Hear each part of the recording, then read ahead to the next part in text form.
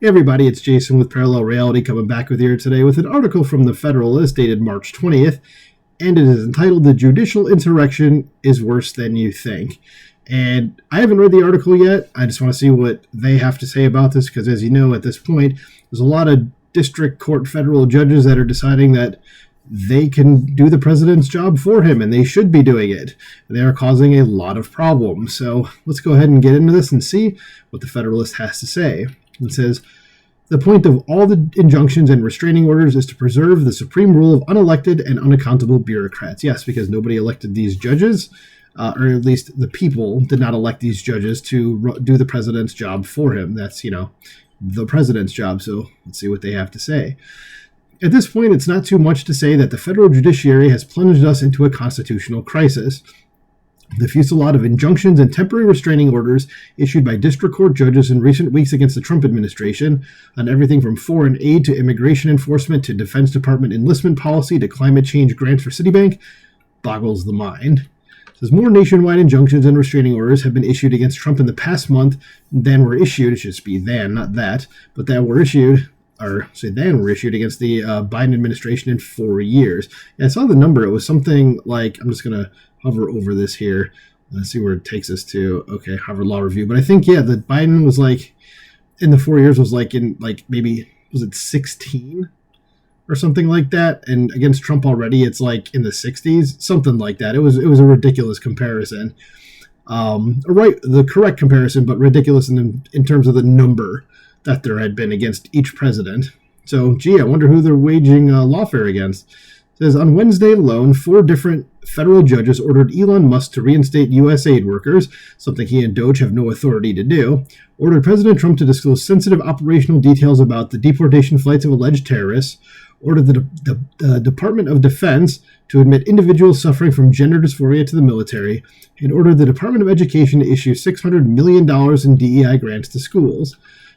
Something that they really don't have the authority to do. This is on one level. What all this amounts to is an attempt to take over the executive branch by the judicial branch, a judicial coup d'etat. These judges are usurping President Trump's valid exercise of his executive branch powers through sheer judicial fiat, a raw assertion of power by one branch of the federal government against another. But on another deeper level, this is an attempt by the judiciary to prevent the duly elected president from reclaiming control of the executive branch from the federal bureaucracy, the deep state, which has long functioned as an unelected and unaccountable fourth branch of the government. This unconstitutional fourth branch has always been controlled by Democrats and leftist ideologues who, under the guise of being nonpartisan experts, neutrally administering the functions of government, have effectively supplanted the political branches. Unfortunately, to a large extent, the political branches have acquiesced in the usurpation of their authority. Trump, with a strong mandate from the American electorate, has resolved to wrest control of the government from the deep state. The deep state, in turn, has been forced to fall back on its last line of defense, the courts. Because what we're seeing, in other words, is the return of the political, in the classical sense, to American governance. The political never really went away, of course.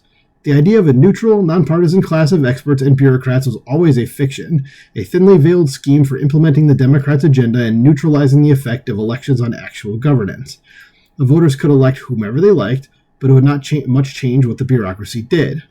The scheme has been the greatest scandal of modern American government, and the crisis unfolding now is a direct result of Trump's efforts to dismantle it.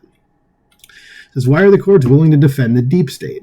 One reason is simply the unabashed partisan hatred of Trump by specific federal judges like U.S. District Judge James Boasberg of the D.C. Circuit, who this week arrogated to himself the authority to command federal law enforcement and military personnel overseas in a failed attempt to halt the Trump administration's deportation of hundreds of alleged foreign terrorists. Yeah, this is the one where those foreign terrorists were up in the sky, and this guy was like, the planes need to turn around, and it should have just been like, go F yourself, man.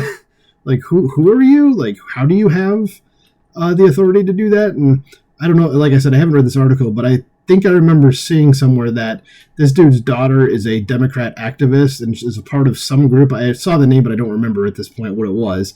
So, like, he's compromised probably to a bit of a degree. says there is also the encouragement that judges like Boasberg have received not only from the Supreme Court's refusal to step in and check the abuses of power, but also from Chief Justice John Roberts' unprecedented statement this week attacking the president for suggesting that Boasberg should be impeached, which he should. Yeah, and it basically I wouldn't even say it was an attack or the statement. His statement was attacking the president. I don't really think it was that. It was just John Roberts being his usual weak self. And he just kind of said, like, judges shouldn't really be impeached for this.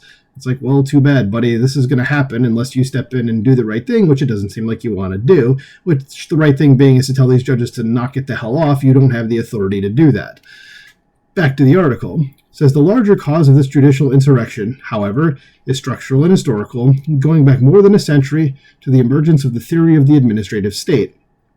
As a practical matter, the modern administrative state was created by Franklin Roosevelt's New Deal, which in the 1930s established a federal bureaucracy powerful enough to actually govern. But its intellectual and conceptual roots go back to Woodrow Wilson, an academic and unabashed progressive. That's where all the problems started. Since long before Wilson's political career, he studied what he called the science of administration and looked to the imperial bureaucracy of Prussia in the 1880s as a template for how to transform American governance. Wilson's goal was to overcome what he saw as the needless inefficiencies and limitations of constitutional government. The role of government in society, according to Wilson and contrary to the Founding Fathers, should adjust to meet the demands of the moment. At the turn of the 19th century, Wilson believed the moment demanded a government not bound by outdated concepts like rule of law or separation of powers. Government, he wrote in 1889, does now whatever experience permits or the times demand. To accomplish this, Wilson, along with other pioneers in administrative law and politics at the time, like Frank Goodnow, believed it was necessary to create a realm of neutral administrative authority totally shielded from political influence and the vicissitudes of the ballot box. Above all, Wilson wanted to separate the business of governing from public opinion. Wherever regard for public opinion is a first principle of government, practical reform must be slow and all reform must be full of compromises, he wrote in 1886. For wherever public opinion exists, it must rule. The crucial thing, then, was to separate politics from governance. But if you take politics out of governance, where does that leave public opinion? How do you maintain a democratic form of government in which the people are supposed to have a say in how they're governed? Or govern, not government, but so let me read that again. It says, how do you maintain a democratic form of government in which the people are supposed to have a say in how they're governed? You don't, actually. It would be, and is, impossible. Indeed, the entire point of the administrative state is to render elections largely meaningless. Whether it's a change of president in the White House or a shift in the congressional majority, the goal is to strip the authority of the political branches to adjudicate political questions and place that authority in the hands of so-called experts inside the bureaucracy. After generations of this sort of rule, we can see what it produces. A bloated and unaccountable deep state controlled by partisan ideologues who wield massive policy-making power, answerable to neither the president nor the Congress. Whatever you call the system of government, it isn't the Republican constitutionalism that our founders set up, and it isn't accountable to the American people. Voters can twice elect a president like Trump, who openly ran on dismantling the deep state, only to find that the deep state is not controlled by the elected president. It is a power unto itself, indifferent to the wishes of the people. All of this directly relates to the judicial coup now underway. The injunctions and restraining orders coming out of the federal courts are a result of the complete takeover of the administrative state. Indeed, they are one of the deep state's last lines of defense against the reassertion of actual power in the person of Trump. Take, for example, something like immigration and asylum policy, which is inherently a political question that, in a properly functioning republic, should be decided by the elected representatives of the people. Instead of passing clear laws that settle the political question of who is allowed into the country and who isn't, Congress created an elaborate immigration bureaucracy that purported to transcend the political nature of the question in favor of fake process neutralism. Says this immigration bureaucracy was housed in the executive branch, but as we can see now, it was only ceremonially under the control of the president, and only so long as the president did not interfere with the bureaucracy. Presidents and members of Congress would inveigh, that's a new word for me, against illegal immigration and promise to secure the border. But this was just political theater. In practice, the immigration bureaucracy implemented mass immigration by flooding the country with millions of illegal asylum seekers who had no valid claims to asylum but were nevertheless allowed to remain in the U.S. as their cases wended their way through the system a process that takes years. That is to say, a political question was answered with a political decision. But because Congress abdicated its duty to settle that political question, it was settled instead by the unelected bureaucrats of the deep state who had their own policy preferences. It wasn't until Trump came along and attempted to reassert political governance that the reality of administrative rule became so obvious that anyone could see it. Trump wants to change how we run our immigration system, and he has a mandate from the voters to do so. He tried to change it, but was immediately challenged by the deep state, which is now relying on the judiciary to uphold its authority over and against the president. Yeah, so what's the point of electing a president if he can't actually do anything? You know? Like, why are we doing that? Says the good news is that by attacking the deep state, Trump has forced it to fight back and expose its true nature, which isn't that of neutral experts, but of politically and ideologically motivated actors. Yeah, I guess you could say that is one of the really good things, is that you're saying like all these judges are like Obama or Biden appointees that have a history of hating Trump or have family members, like I mentioned before about that Boasberg guy, that work for Democrat organizations. So yeah, these people are for the most part compromised. Continuing on, it says Trump has also exposed the collusion and corruption of the judiciary in upholding the authority of the deep state. Radically partisan judges, who are also supposed to be neutral arbiters of the law, are now resorting to increasingly outlandish injunctions and restraining orders to maintain the deep state's hold on power. This state of affairs cannot continue. Thus far, Trump has shown remarkable restraint in how he has responded to judicial usurpation of his legitimate executive authority. But he's running out of ways to show deference to these federal judges who have only been emboldened by his restraint. The plain reality is that this fight with the courts is really a fight against the entire progressive scheme of administrative rule, and it's one that Trump has to win if we ever want to restore the role of politics, that is, of public opinion and the consent of the governed, to its rightful place in America. Yeah, very good article here.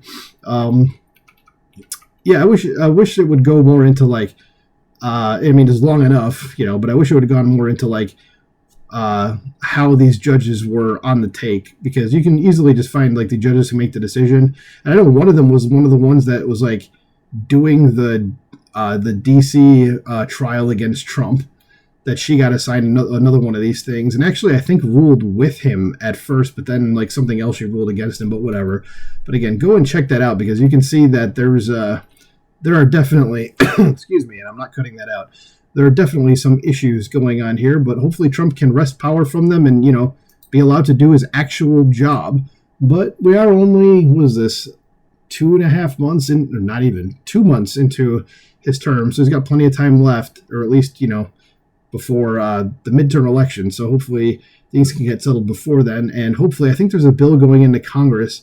I can't remember which congressman was putting out the bill, but to reduce the authority of these federal judges, because it seems like that needs to happen. And hopefully that'll pass. So let me know what you think about this in the comments below. Please like, share, subscribe, and I will talk to you soon.